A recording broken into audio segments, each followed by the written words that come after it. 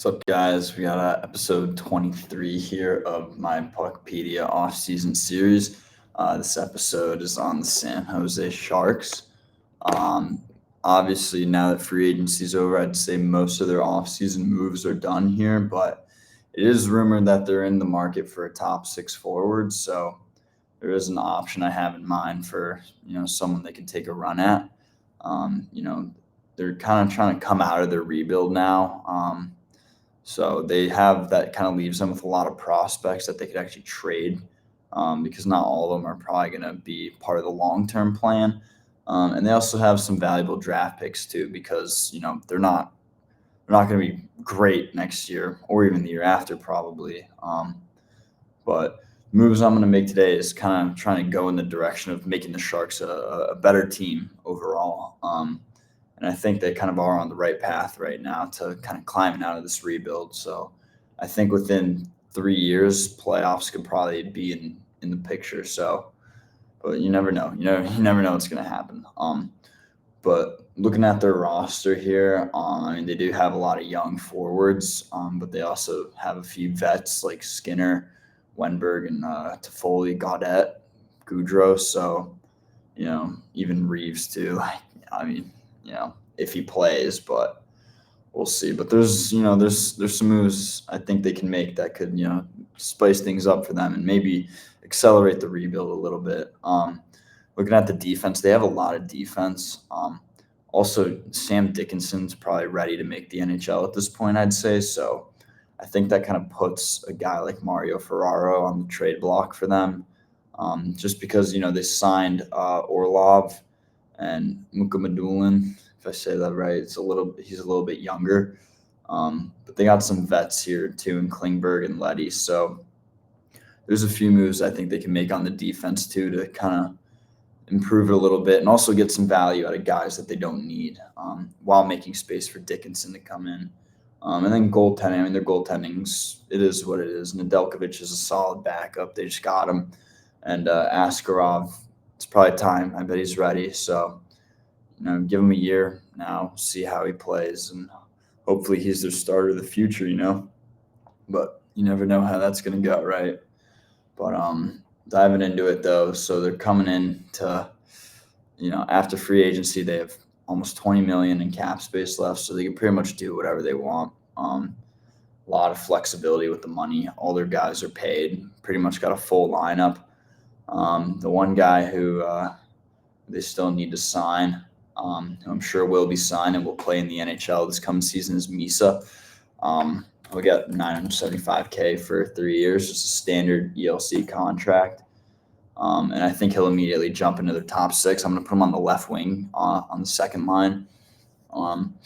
He could obviously jump up to the first line, or he could be the second line center if Will Smith plays right wing on the first line.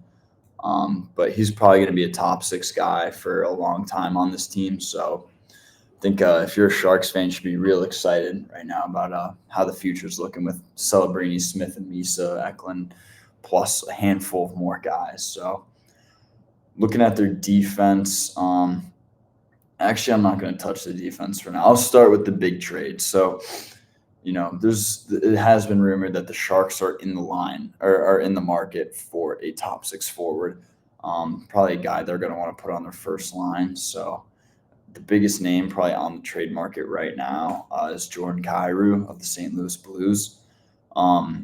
Realistically, I don't think he'll get traded. I don't really understand the rumors. I get that, St. Louis has a bunch of younger guys that can come up and fill that role eventually, but none of them are really there yet. And I guess Kyrou doesn't totally fit their window. I think he's like 27. But and it's not that he necessarily fits San Jose's window either, but I think he could help create that window kind of. I think having him would kind of open the window a little bit. I just don't know if he'll be here down the line when they're competing for cups, but it kind of depends on, what they do in the future, like next offseason and stuff like that. But yeah, and the thing is, San Jose has a lot they could give away for Kyrou, right? So we're gonna go ahead. We're gonna get Kyrou from the Blues, and sending back the other way, we're gonna go Philip Bystedt. And then to unclog the hole at lefty to give Dickinson some room, we're going to send Mario Ferraro because I'm pretty sure St. Louis needs some lefties. So I think a guy like Ferraro is perfect. He's pretty young too, so he kind of fits their timeline pretty well.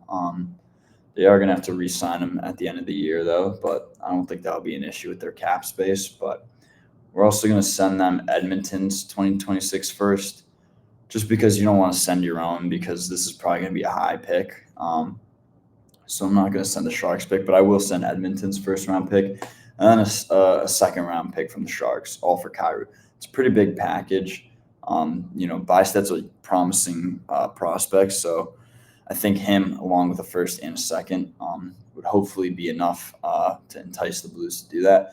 I guess if you wanted to, you could also put Quentin Musty instead of Bysted, so kind of interchangeable. But I think this package should be enough for Kyrou, so I'm going to go ahead. I'm going to submit that trade, and that's an immediate upgrade at the first line right wing for the Sharks. And that's going to slot him in on the first line with Celebrini and Eklund. And then that's kind of your top six is pretty settled here. Second line with Misa, Smith, and Toffoli. So that's actually a pretty solid top six, for a team that's, meant to be tanking still or in a rebuild, I guess. That's a pretty solid second line. Even that third line is pretty good. But I'm actually going to go ahead. I think I see a move here where I think the Sharks could squeeze a little bit of value in a seller's market out of one of their guys here. So I think Alex Wenberg is a tradable piece here. He only has 1 year left on his deal. And you have enough cap space where you could retain. And it's not like you're going to be retaining for multiple years. It's just you're retaining for the one season. And in this market, I think you could totally get some value for Wenberg. I think he could be a great 3C on a competitive team. And a team who really needs a third-line center at the moment is the New Jersey Devils, especially if Dawson Mercer ends up being their second-line right winger, because if they don't go and get another top-six winger, then Mercer's going to have to play up in that role. But he is a 3C as of now. I don't see them really going out and getting another top-six forward. I just don't see them being able to do that just because the market's so thin. So I think Mercer plays that second-line right wing ultimately. And then bringing in Wenberg is a great move, I think, with retention for a 3C for the Devils. So we're going to go ahead. We're going to retain $2 million. So the Devils will get him at a cap hit of $3 million. And let's see, they currently have almost seven cap space. So they'll still have $4 million cap space after making this move. And other than this move, I guess they don't really have any other major holes to plug this summer, and it's not a long-term commitment that's going to mess with their cap down the line. So sending Wenberg at $3 million to the Devils, I think it's a perfect move for them. It's a perfect move for the Sharks too. I think you could squeeze a second out of them for it, and that's it. You're not going to get anything else, but that's a good value piece that you can get. And trading Wenberg now is probably an optimal move, but realistically, he'll probably be traded by the deadline after it's clear that San Jose is out of the playoffs, which I'm sure they will be this year at least. So I wouldn't be surprised if Wenberg and Skinner and probably Klingberg, Leddy, or Orlov, I bet a handful of those guys will be traded at the deadline. So I think that's a realistic expectation to have. So I'm actually going to make one more trade for this video.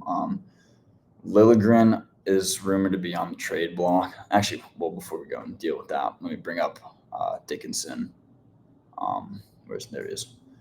And because I think he's ready for the NHL. I'll have Orlov play first pair, Dickinson on the second, Luka Madulin on the third, if I said that right again.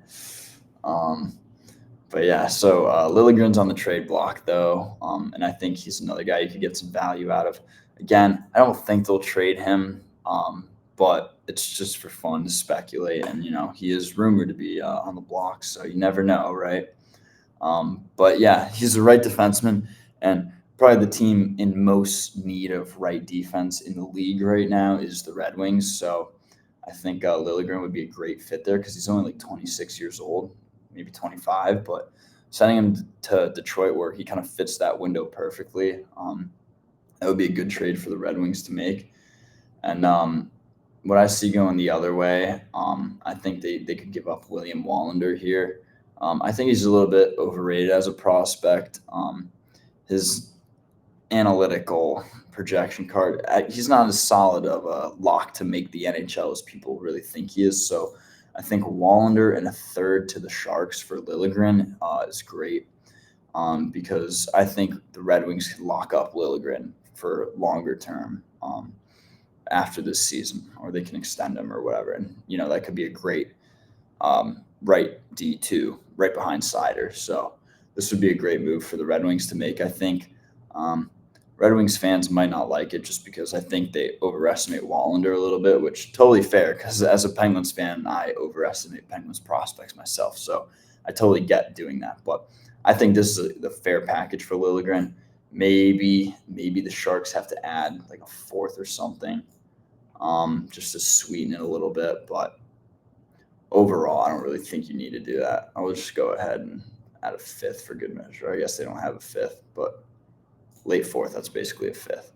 So go ahead. Actually, no, I'm not even going to do that. I'm not even going to do that. Yeah, I'm just going to submit the trade like this as is. So then you collect that pick from the Wings. So actually, it's the only third-round pick they have.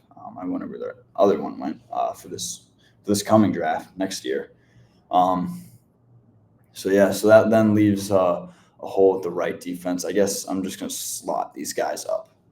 And then instead of putting Jack Thompson there, we'll put Desjardins in the lineup. He'll add some size and grit, which I think a young team like the Sharks could probably use, especially on their back end. And it's not like he's going to be getting major minutes either. So we'll put Jack Thompson in the press box then.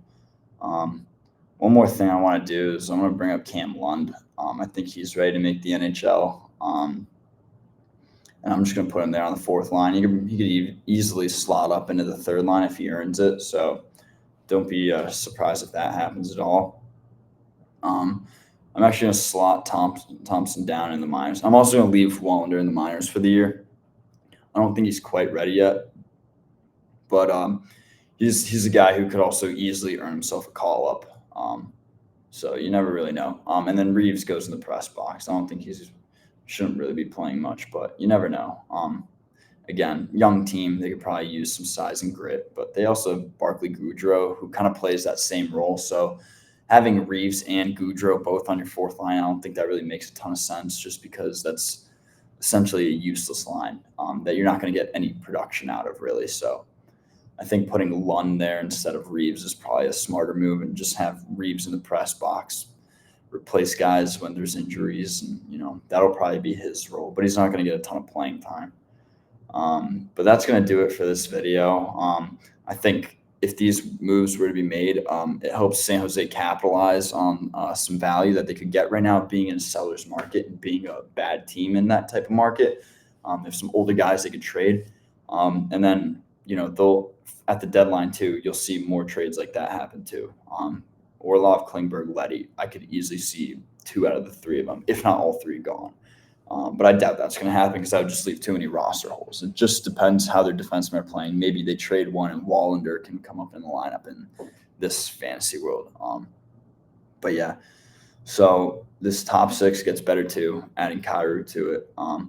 And honestly, the forward core as a whole here is actually looking pretty strong, I'd say. And then you even have more young guys like Musty who can come up and will fill more holes as time goes on. So yeah, I think this team is actually looking pretty solid. I think the rebuild is actually going pretty well for the Sharks, and give it 2-3 years, I think they will be a playoff contender. So we'll see what happens there. We'll see what moves they make the rest of the offseason. Let me know your thoughts on this roster down below in the comments. I will also link the Puckpedia roster in the description. So if you want to go leave a comment directly on there and see what other people commented on the roster, because I publish these on Puckpedia, so people look at that and leave their comments there as well. But yeah, just go down. Let me know your thoughts. I'd like to hear what you guys have to say about my rosters and if people think they're fair or not. So that's going to do it for this video. I will catch you guys in the next one. Peace.